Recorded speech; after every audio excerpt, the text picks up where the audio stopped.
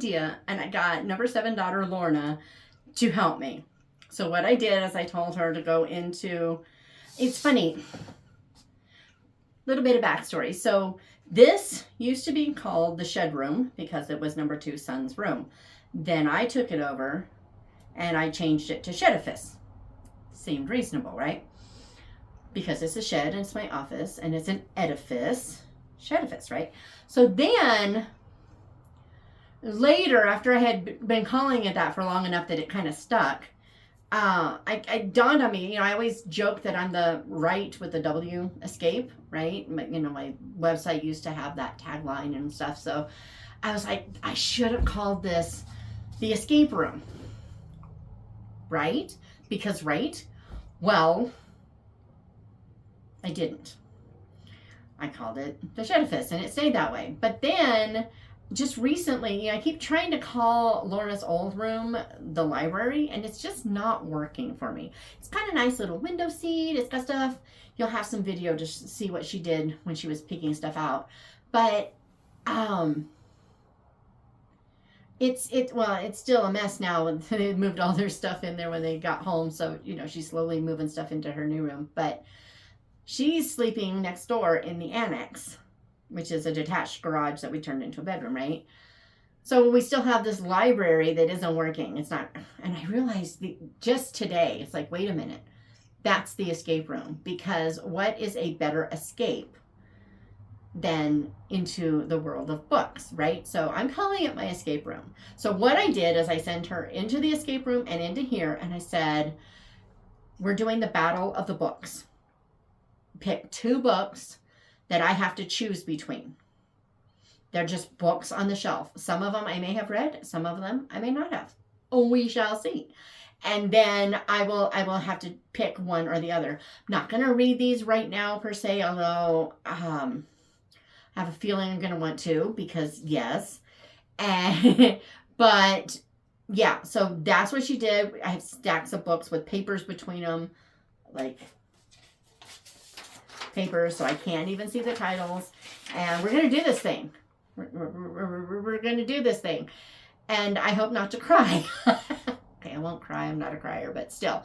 And then we'll just see. It's like, why not? Let's have fun. The battle of the books. We're going to do this. So, yeah, here goes.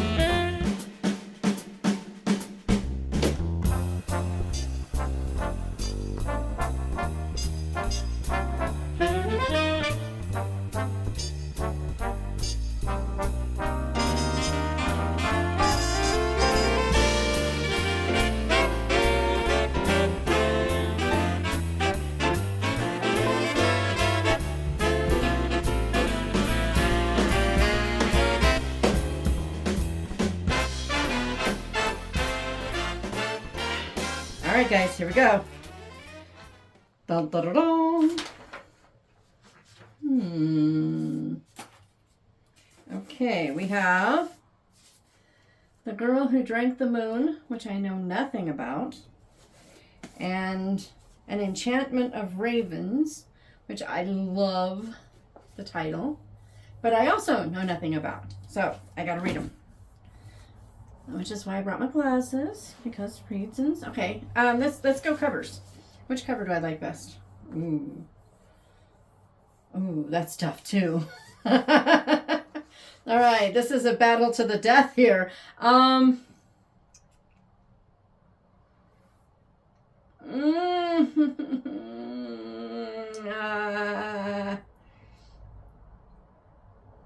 gonna take Drink the Moon. All right. There's magic in starlight, of course. This is well known. Moonlight, however, that's a different story. Moonlight is magic. Ask anyone you like. Every enchantment has a price. Isabel is a prodigy portrait artist with a dangerous set of clients, the immortal fair folk. But when she receives her first royal patron, Rook, the Autumn Prince, she makes a terrible mistake. Okay, so what is this one about? Uh-oh, I think I messed up a bookmark. Okay, I got my fingers there. Okay. Every year, the people of Protectorate leave a baby as an offering to the witch who lives in the forest. They hope this sacrifice will keep her from terrorizing their town. But the witch in the forest, Zan, is kind. She shares her home with a wise swamp monster and a perfectly tiny dragon. Oh my goodness! Zan rescues the children and delivers them to welcoming families on the other side of the forest, nourishing the babies with starlight on the journey. Uh-oh. Okay. So, we now know that Lorna is cruel.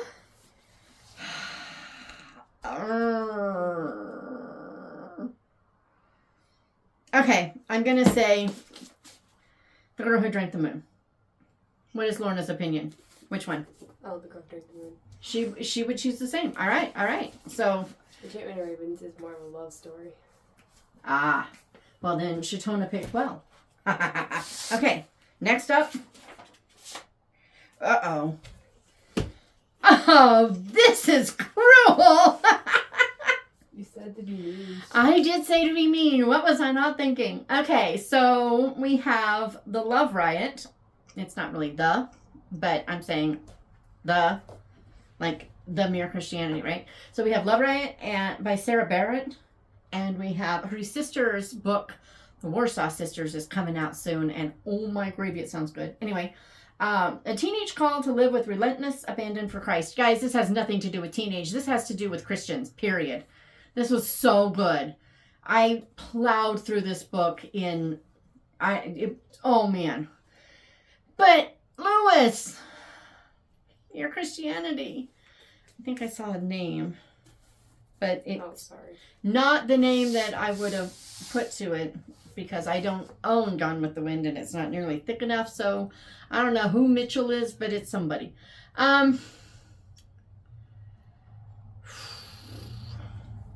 Okay, this tells us what Christians believe. This one tells us how to live it. And if I'm going to go with that, I can't believe I'm going to do this. I'm going to say Love Riot. I think. Yes, okay. Chosen. Love Riot. All right. And dun. Oh, no, it didn't say Mitchell. Oh boy. Okay. This one's actually easy. Well, no, I need to be fair. I need to read this. Okay. So this one is Cross to Kill by Andrew Huff. Can John Cross keep his vow of peace when killers come to call? Ouch. John Cross is a small-town pastor bent on leading his flock to follow God's calling. He's not the sort of man you'd expect to have a checkered past, but the truth is, this shepherd was once a wolf, an assassin for the CIA. When John decided to follow Christ, he put that work behind him, determined to do penance for all the lives he took, pledging never to kill again.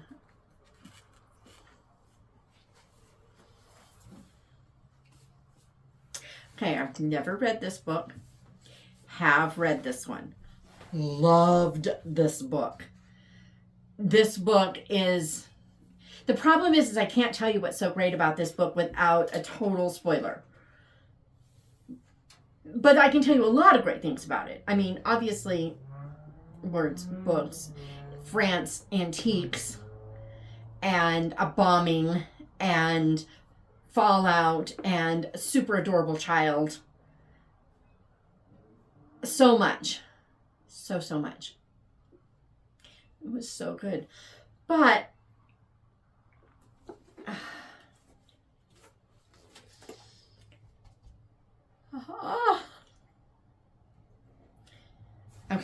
Okay. First sentence. Millions of people would witness the murder of Christine Lewis, and not one of them could do anything to stop it. Ouch! Ouch! Okay. Safe for Mom. I sent it to number one daughter, and she saved it. Okay. Because I wanted this book back. Oh. I forgot this is split time. I forgot about that. And the split time has to do with the Huguenots.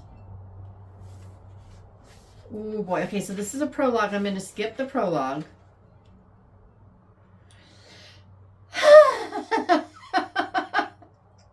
The alarm went off at 8 on the day my life imploded. That's a really good line too. I'm gonna go with this one. Yes. Okay. Ooh, wait a minute. It says a Shepherd suspense novel. This is a series. And there's a 1 on the spine. Okay. This is like a tie that is just, it wins because A comes before T or S. Yeah, let's go with that. Yeah. So the red books are winning right now. Okay, next up. Ooh.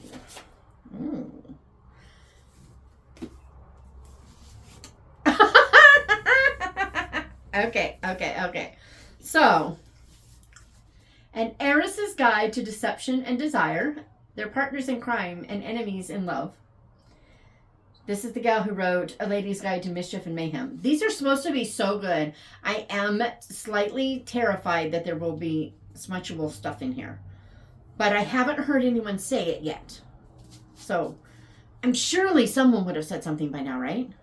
Anywho, and then The 9 Brides and Grady Height. This is my friend Kathy's favorite book, or a favorite book of hers. Nobody has one, or at least no bibliophile does. But there's this thing that was folded back, and I'm gonna smooth it. Anyway, I bought this for Kathy because she doesn't have hers anymore. It's by Neil C. Wilson, and it's supposed to be hilarious. So these are 2 very different books. This is the book club edition. Actually has a pretty nice cloth cover. Boy. Mild foxing. Not too bad. Okay, so the chapter titles are things like The Day of Glory, The Bashful Preacher, Needles Say? The Needles Stay. Sorry, not say. The Needles Stay. Journey to a Wedding. A Son Returns. The Song Maple. The Gaffing of Clinch Tidney. Granny Heights Glasses. Trouble at Peckerwood. The Wish Books. Whittling Woman. Oh boy. So basically, spies or hilarious. Doesn't this make you think of 7 Brides for 7 Brothers? I mean, it just... chose it. I'm actually going to choose this one. I'm actually going to, because I'm not afraid of what's in here. But this one sounds amazing. And the only reason I haven't read it yet is because I haven't read the other one first. So there's that. So Red lost. Yeah. Dun, dun, dun. First time Red has lost. Okay, next up. Oh dear. Oh dear. Oh, you are cruel. You said to be. Yeah, right? Oh my. Okay. So, on the cliffs of Phlox, because Phlox. On the cliffs of Foxglove Manor. Did I just say Foxglove? I did. Take 3 or 4 or 10 or more in Loveland. On the cliffs of Foxglove Manor by Jamie Jo Wright. So split time, scary. And I think this one is just the one, yeah, the Great Lakes and the Civil War. Yeah, I remember talking to Jamie about that. Okay, and then Before We Were Yours by Lisa Wingate. This is like the Tennessee Children's Home gal who, she was like actually stealing children and adopting them out to people, and then these people discovered that they remember their parents and they don't think their parents are dead. Something along those lines. Georgia Tan, that's her name. Yeah. So, boy. Oh, boy. Oh, boy. Gut-wrenching. Spine-tingling.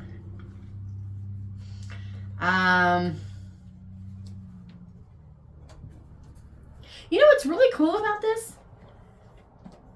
This is actually making me see why I would choose to read one book sooner than another. It's not that I don't want to read all of the... Well, okay, I read Space Between Words, but I do want to read it again.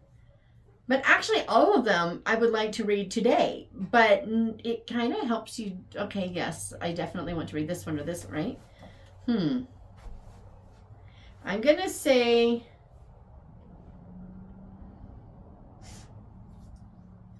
I'm going to say Before We Were Yours. Because that just sounds pretty cool. And I have over Really good. there, I think, Before You Were Mine by Nicole Deese. I was almost wondering if she would do that. If she would take Before We Were Yours and Before You Were Mine and make me choose between those, which would have been interesting. But, I love this book so much. I love this book. I read this before I went to England because I wanted to come back alive. And while England didn't kill me, the Scottish potholes tried, but I succeeded. I won. Dun, dun, dun. But how your guide to not getting murdered in a quaint English village, absolutely hilarious. Beware the bell towers. Just saying. And then, oh dear. Fantastic Beasts and Where to Find Them. The original screenplay, J.K. Rowling. The year is 1926 in the city of New York. I love that she did that she put something in New York. I'm just saying. I'm actually, as much as I love this, I'm actually going to choose this. Yeah. So Red lost again. Uh-oh. Red is on a losing streak. The stack is building. It's going to fall. All right, here we go. Ooh.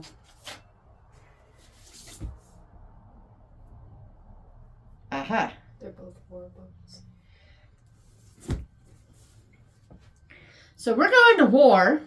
This is the war book, Battle of the Books. So not the Battle of the Bulge. I lost that battle. But when books went to war, the stories that helped World War II. Okay, so in World War II, during that era, the publishing houses used magazine printers to print copies of popular books or books that weren't popular. The Great Gatsby was one of them. It wasn't popular. It had failed. And they printed it. They would print the whole magazine, and then they would cut it in half. They would print 2 sets on it. So you'd have these funky paperback things. And they shipped tons of them over to the soldiers, who would often read a few chapters and rip it off and pass that on to someone else while they kept reading. So these books were just like totally a mess. But the soldiers, it's all their fault that we have The Great Gatsby. I'm just saying. But their favorite book was my favorite book, A Tree Grows in Brooklyn. So at least they had some good taste. But so this is all about that. And then that one's. And this one. It's a story of how Winnie the Pooh. Like Yeah. A true story of it. Yeah, so this is Winnie the Pooh. So like A.A. Milne was in the war. He had trouble. He wrote the Winnie books to try to help his son, Christopher Robin, to understand the emotions and the things he was going with. This one has an actual bear in it, though. But this one actually has a bear? Oh my goodness. Yeah, he has a bear and it rides with him. Oh, how cute. Uh-oh. Oh, that's a letter from afar. Oh, one of those letters from afar. But so, yeah. Here's the thing. I am not a fan of Winnie the Pooh. I'm a horrible person. I keep trying to like him, and I don't. He's so whiny. But I am fascinated by the way they did this. Well, because it's how the actual. Oh, look. Tree Grows in Brooklyn is on the back. Yeah. I'm going to choose this one. Barely. Because I do hope that if I read this book, it will help me like Winnie the Pooh books better. I tried to read a mystery of his. It wasn't that great. So, yeah, I think, yeah, I'm doing it before I change my mind. And I probably will.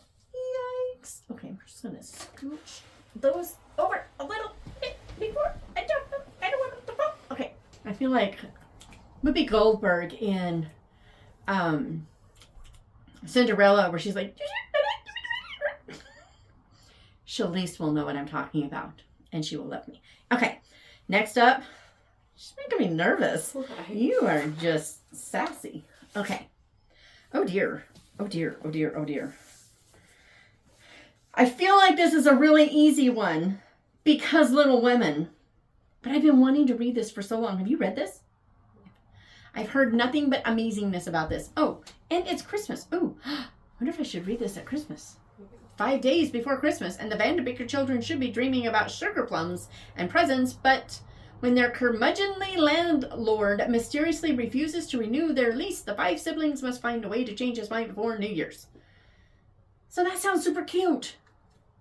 But Little Women... No, Beth wins. Beth dies. You're not supposed to do spoilers. Shh. We can't tell them Beth dies. Oh. Okay. Oh, she did picture books. Oh dear. Okay. Papa Small. I love Lois Lensky. Super cute illustrations. This is one of my favorite books. They're so super cute. On Wednesday, he hangs a picture up for Mama. Just, Lois Lensky did the most adorable little illustrations. But Madeline, in 2 straight lines, they broke their bed and brushed their teeth and went to bed. And then number 5 daughter says, and go to sleep. Madeline wins. No. There is no question. As much as I love Papa Small, come on, Madeline. Be because Madeline. Okay. Let's do that one and then. All right. Okay, here we go.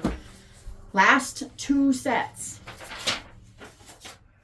Oh, I don't know anything about either of these. That's cool. Okay, so we have The Will and the Wilds. Oh, I like that title and I love that. Look at that cover. I've never seen this before. Was this up on that shelf? Mm-hmm. I don't remember shelving this. But I did that shelf, so it had to have been. Have you read this? Is it good? Mm-hmm. She says it's I good. haven't read all of it, but it's good. Never trust a misting. Is it Enna? It's Enna, not Emma. Enna knows to fear the mistings that roam the wildwood near her home.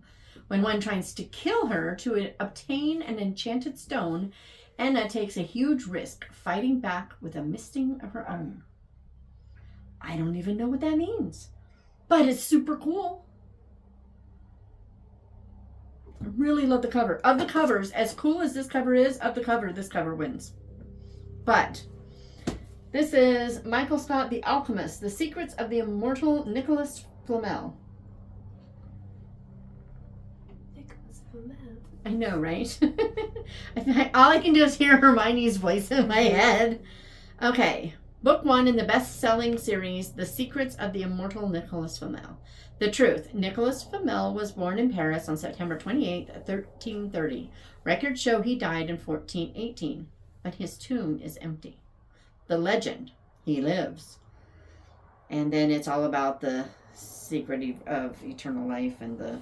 Basically, he's an archaeologist, and he has to dig up to find out what happened to him, where he died. Ooh, oh, man. Ugh. This cover wins hands down. No, I love this cover, but this cover wins. But I think this book wins. I want to read this.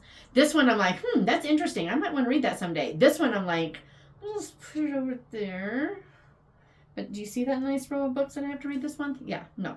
Can't do it. Can't. But guys, have you read it? Is it good? She says it's good. You said it's good? Yeah, she says it's good. Which one's your favorite? What was The Alchemist? That's the one I'm going for. I haven't finished that one yet. This is the one I'm going for, The Alchemist. I kind of like, it's interesting that you chose Alchemist where they spell it M-Y-S-T, and this has the misting with M-Y-S-T-I. Clever. That was unintentional. Yeah. Unintentional, but what was it? Are they speaking to you? Oh. Okay, last ones. Here we go. Dun, dun, dun. She put my books up there. You little twit. Okay, so we have Morse Code and The Ghosts of New Cheltenham. Okay, so here's the deal. Morse Code, total brat. Absolutely no Christian theme in this whatsoever. Santa's real. Okay? So you can see where this is going. There are Christian themes in the sense of you got to do what's right and all that nonsense, but it was not intended to be Christian middle grade. It's just middle grade. Andy, the little twit, he is a total brat. But he overhears Clement Moore, night before Christmas. The librarian is reading it, and he hears something he decides is like, I figured it out. Because he knows Santa's secret now. See? Santa's secret revealed. Has the super cutest illustrations. I'm just saying. I loved, what's her name? Guadalupe Rifas. Yes, Santa is smoking. Yes, he gets yelled at by Andy for being a bad example. Because reasons. Let's see. Some of my other one. Santa's brother Scrooge. And let's see. There's some really cute ones. Where's the cute ones? There is Andy capturing Santa. Do you see? Do you see Santa? That's because it says a miniature sleigh and 8 tiny reindeer. Santa is small. He fits in a hamster cage. And Andy's goal is to steal all the presents for himself. Doesn't really work the way he thought it would. But there's that one. The Ghost of New Cheltenham. We have a plasmaphobic guy who just inherited a business. But to get it, he has to tell a ghost story in the ghost storytelling contest in this town. He's plasmaphobic, means he's afraid of ghosts. So, and it's debilitating fear, not just a, So he has to do this thing or he doesn't get his inheritance. And it just kind of really opens up, New Cheltenham has shown up in some of my other Rockland books, but this is what really showed what the town is like and the people that live there and all the stuff and how he does or does not accomplish this. And why is he hearing rattling chains in his business? Ghosts aren't real, right? And yes, in the words of Jamie Jo Wright, I do Scooby-Doo this. Just putting that out there. Really need to watch that. I've only watched a little bit to try to figure out what they're talking about. Have you ever seen Scooby-Doo? Yeah, I haven't. Hadn't either. I just saw little bits and it's like at the end the ghost or the monster is the janitor at school with costume, okay? Or like whatever. So I have to choose between bratty kid and There's a girl in here. She's 12, Lauren. I love Lauren. Actually, I could totally see you being Lauren in a lot of ways. Not in others. It's like if I mashed Lorna and Morgan, so number 2 and number 7 daughters, into one person, you would have Lauren. So, and her name's Morgan, so it kind of looks. Yeah. It's kind of cool, actually. Huh. Good. Lorna, Morgan, Lauren. Yeah, you're right. So, I'm actually, this is tough, but I think I'm going to choose Ghost of New Cheltenham because I really love Lauren. I love Brenna. And I love the ghost storytelling contest. And the story he tells, blah, blah, blah, blah. The story he tells is The Ghastly Therapist. And it's got kind of a Screw Tape Letters vibe. And I actually have that on Kindle it was a bonus for people who pre-ordered, but now you can get it on Kindle. It's on Kindle Unlimited. But so it's a good companion. But I'm gonna go with this one. Because I really love this series, and I just finished a book in this series, and I'm having fun. But this one was so much fun to write. He's such a brat. Yeah, I'm going with that. So there's my ranking. Whew. You're mean. You're welcome. You have to make it hard. Yeah.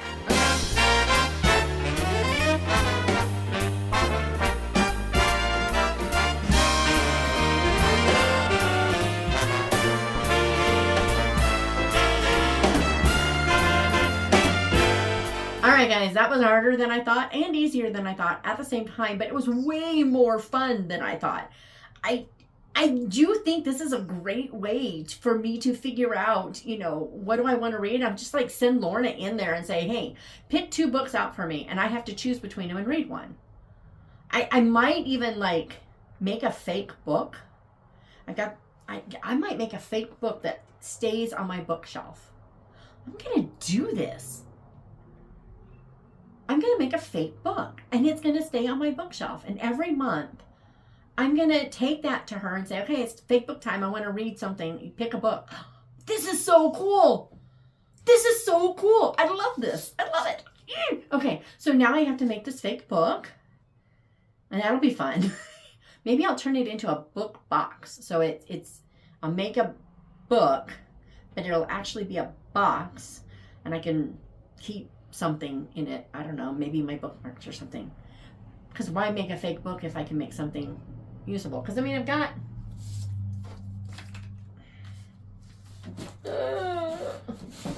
got a set of these.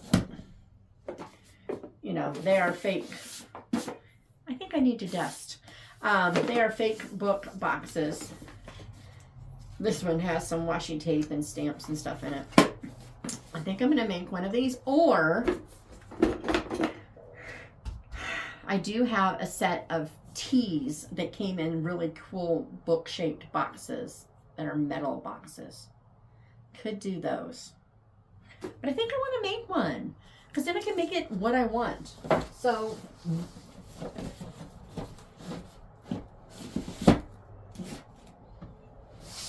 yeah, I'm going to do this. This is going to be a thing.